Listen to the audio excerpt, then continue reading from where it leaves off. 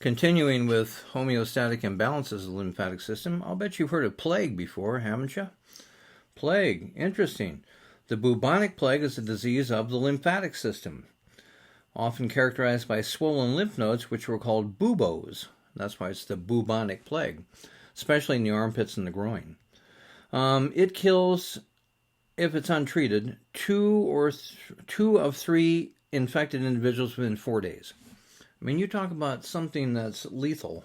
Holy smoke.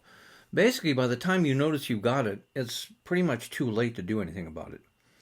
Cause of the Black Death in 14th century Europe, killed 25 million people, which was something like 1/4 the population of Europe at that time. Caused by Enterobacterium Yersinia pestis, all right, which hitches right on fleas, which hitches right on mice and rats. And back in 14th century Europe, sanitation was not the best. So you had lots of mice and rats, lots of fleas, and so once the bubonic plague got in there, it just spread like wildfire, wiped out people like crazy. Also it happened in China as well, happened again in Europe later on. So it doesn't ever really go away. And there are a handful of cases every year in the southwestern U.S., including Arizona. So I've actually seen some of the remote places I go in northern Arizona, old cabins, they've actually got signs outside warning about hantavirus, and then they also usually put a little warning on there about bubonic plague, because the Four Corners region is kind of like plague central for North America. And I found this neat little thing, Diseases and Casualties of the Week, London, August 15th to 22nd, 1655.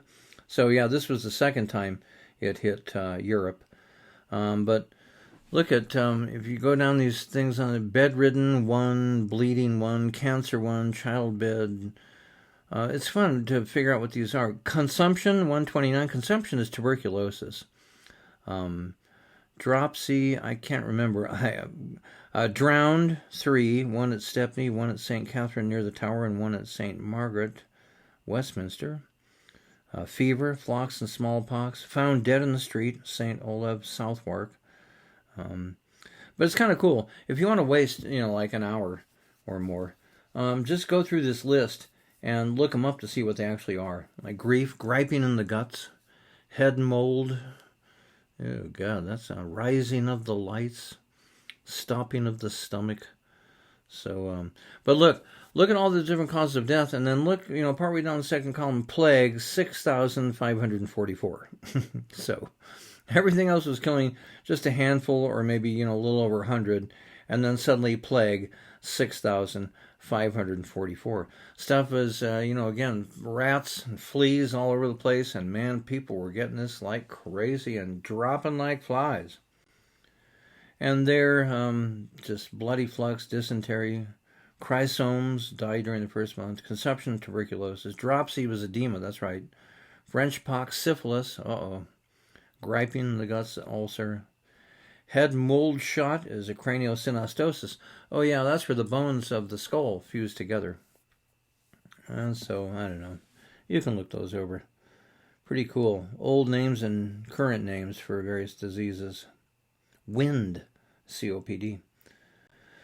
There you go. Reported cases of human plague in the United States, 1970 to 2012. The red dots. Look at where most of the red dots are. Yeah, Four Corners.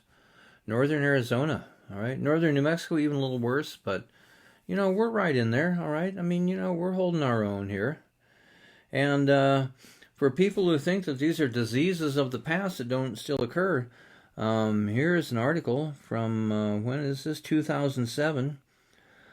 Plague believed to be the cause of biologist's death. So it was pneumonic plague in this case. There are two different forms of plague. Pneumonic attacks the lungs. Bubonic attacks the lymph nodes. 37-year-old wildlife biologist. He was studying mountain lions, and he had a radio collar on him. He was tracking one. He noticed one of his mountain lions hadn't moved for a while, so he decided to take it home and do a necropsy, which is like an autopsy with animals, in his garage. And it turns out that the mountain lion had died of pneumonic plague. And so he did the necropsy and started to feel sick, and it said Yeah. Autopsy of the mountain lion on Friday, October 26th. Presented at the clinic with generalized flu-like symptoms on October 30th. Died the following Friday. So goes pretty quickly. Even with modern medical practices, it still wasn't enough. Once he contracted it, they were not able to save his life. And here's actually a journal article written about it. Yeah, here, biologists and results. Biologists conducted necropsy garage with no personal protective equipment, no PPE, dumbass. 3 days later, developed fever and hemoptysis, died 6 days after exposure. Gross examination showed consolidation, hemorrhagic fluid in the lungs, no buboes, so it was pneumonic, not bubonic. Yeah, so watch out, kids. It's up there. People still die from it every year. Which of the following statements is false? The spleen filters blood and lymph. Spleen is a blood and platelet reservoir. Cancerous lymph nodes are often not painful. Lymphatic follicles are found in lymph nodes. Lymph nodes are secondary lymphatic organs. And of course, you know the answer to that. Spleen filters only blood. Lymph nodes filter lymph. Okay? All right, so let's start talking. We've covered the lymphatic system. Remember I said that was one of the 11 organ systems that you knew about from Bio 201. Now let's start talking about the immune system. And the immune system, again, is more of a conceptual or functional system that uses the lymphatic system and other tissues and organs as well. So let's jump into this. Immune system is a functional system, not a particular organ system. It's not one of the 11. Several different organs involved. Also involves cells and molecules in diverse tissues throughout the entire body. So again, it's not a specific organ system. It uses more than one organ system all through the body. So we have what are called our innate defenses. Think of those as the troops. Army, Navy, Air Force, Marines, Coast Guard. All right? These are the enlisted. All right? The innate defenses were always ready. They were they were ready the moment you were born. So the moment mom squirted you out, your innate defenses were ready to go. They started protecting you the moment you came into this harsh, cruel world. All right, they were ready to go. We talk about two lines of defense within the innate immune system. Surface barriers, we say, are the first line of defense. And then internal defenses are the second line of defense. So two lines of defense. So we're going to talk about those in detail coming up. Then we have the specific or adaptive defenses. So I'll often mention the specific immune system or the adaptive immune system. That's what I'm talking about, as opposed to the innate immune system, okay? The specific or adaptive defenses, these are the elite forces. These are the Navy SEALs, the Army Rangers, the Delta Force. These are the special ops. These are the real hardcore killers. Now, the thing about the specific or adaptive defenses, they take more time to mobilize the first time. So, like back when I was growing up, they didn't have a vaccine yet for the chicken pox. So I got the chicken pox, all right? It was awful. I mean, God, you get these horrible little pustules all over your body, and you get a fever, and you're just sick as a dog for like a week or 10 days. But then what happens is your innate or adaptive immune system, once it fought it off, it remembered it. So the specific or adaptive immune system has memory, and that's what builds immunity. So normally when we say you're immune to something, we mean your specific or adaptive defense system has already fought it off or learned about it, and now you won't ever get that again. You're protected from it from now on. You have immunity, all right? And there are two strategies within the third line of defense. So we call this the third line of defense. The humoral or antibody-mediated, this is done by B cells. And remember, B cell is just an abbreviation in your own head. You should be thinking B lymphocyte. And then there's what's called cellular or cell-mediated, and these are the T cells or T lymphocytes. So two very different strategies, humoral versus cellular. Humoral, by the way, is an old-fashioned word meaning fluid. So antibodies float around in the fluid. That's why it's called humoral. Cellular, because this is where T cells are actually killers, and they go out and kill infected cells. So you can see in that illustration up in the upper right, saying basically the same thing I said. You got the innate defenses, which are the surface and the internal, and then come the adaptive, which are the humoral and the cellular. We want to make sure to always distinguish those. First and second lines of defense are innate, ready to go the moment mom squirted you out, versus the specific or adaptive defenses. Those have to be trained. And remember, when do you train those? I talked about this once before. During childhood. Remember how I said, little kids, seems like they've always got a runny nose and a fever, and they're puking, and they got diarrhea, and they're sneezing and coughing. That's because childhood is when the specific or adaptive immune system is getting trained.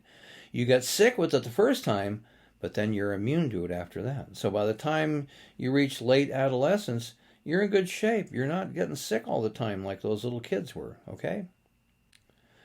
All right, so the 3 lines of defense against pathogens. Number 1, the external barriers. This is part of the innate. This includes the skin and the mucous membranes. Remember the Malt brothers, Balt and Galt, Balt, Malt, Galt, Malt, Balt and Galt, Malt, the Malt brothers. All right, so mucous membranes full of those lymphatic tissues, lymphocytes, and then internal defenses, which are also innate. And internal defenses, there are several different things here. They're what are called antimicrobial proteins. So these are not even cells, these are just proteins. Then there are actual cells, antimicrobial cells. Also fever. Fever is an internal defense. Fever is normally good. Fever helps you fight off bad guys. And the inflammatory process or inflammation. Again, inflammation seems like it's a dirty word these days. Yeah, inflammation that's out of control is bad. But inflammation under control is a good thing. Inflammation helps you, all right? So those are the 4 main categories of internal defenses. So first and second lines are the innate. Now comes the specific or adaptive immune system. This is when we talk about having immunity to something. And again, there are the 2 types, humoral and cellular. Humoral is antibody-mediated. That means that humoral consists of antibodies. Cellular, cell-mediated, mostly T cells. Okay, remember they're 80% of all your lymphocytes. So what are these things like? What are some characteristics of the innate defenses? Well, they're present at birth, like I said before, the moment you're born. They act instantly or very quickly, all right? This is opposed to the specific, which the first time takes time to mobilize. So like when I got the chicken pox, I was sick for like a week or 10 days. So the first time you get sick with something and the adaptive has to fight it off, it takes a while, all right? But these innate defenses, they always act instantly, all right? No prior exposure necessary. This we're going to contrast with the specific or adaptive because it has memory. It needs a first exposure. So the first time when I got chicken pox, I got really sick. But any time after that, when chicken pox tried to invade my body, my adaptive immune system clobbered it before it could get a foothold, all right? But in order to do that, it had to have prior exposure. The innate defenses don't need that. They're always ready to go. They don't need any prior exposure. And then the response time is the same each time the body's exposed. Again, we're contrasting that with the adaptive or the specific, which the first time it takes a while, the second time it acts instantly, and the third, and the 47th, and the 938th, and the 46,291st, and so on. So the responses are effective against a wide range of pathogens, even pathogens your body's never seen before. So it doesn't matter. There's some virus out there your body's never seen before. Your innate immune system can still fight it. Now, it might not fight it effectively. That's been the problem with the coronavirus. The coronavirus that we're currently in the pandemic right now, that had never been in the human population before until about a year ago. So our adaptive immune system had never seen it before, all right? And so our adaptive immune system has to learn about it. And that's why if it doesn't win the first time, that's why people are dying. But the innate, it's trying to keep you alive. Even though it's never seen this novel coronavirus before, it still has strategies for fighting it. And that's why some people are surviving, all right? Even though they get sick with it, they're surviving because of the innate defenses. And also the innate defenses then reduce the workload for the specific. So the specific defenses, as we'll see later, they can actually kind of get worn out a little bit. You can get lymphocyte exhaustion if you get a very serious infection. The lymphocytes basically just get tired. And then remember, white blood cells don't live that long anyway. If they get overworked, they may die sooner, and you end up with lymphopenia, which means not enough lymphocytes, and then that's when things start to go bad.